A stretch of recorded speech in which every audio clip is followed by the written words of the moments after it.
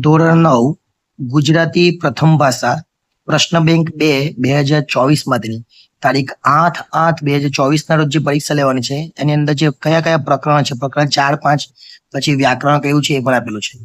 તો પ્રશ્ન બેંક તમે જોઈ લેજો, આ પ્રમાણેની પ્રશ્ન બેંક છે અને આ જ પ્રશ્ન બેંક તમારી અંદર પૂછાશે. જો અહીંયા આપેલું છે કોઈ પણ એક જોડકું પૂછાશે. અહીંયા 2 જોડકા, 3, 4 અને 5 આમાંથી કોઈ પણ એક જોડકું તમને પરીક્ષામાં પૂછવામાં આવશે.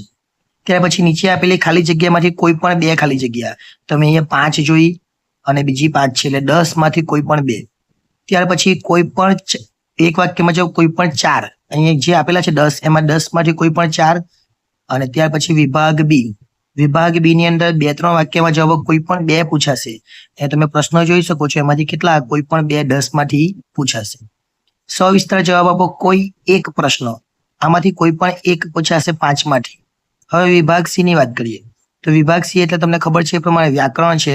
વ્યાકરણમાં તમને એક પૂછવામાં આવશે કોઈ પણ, જો 1 છે, 2 છે, 3 છે, 4 છે અને 5 અમારી કોઈ પણ એક પૂછાશે.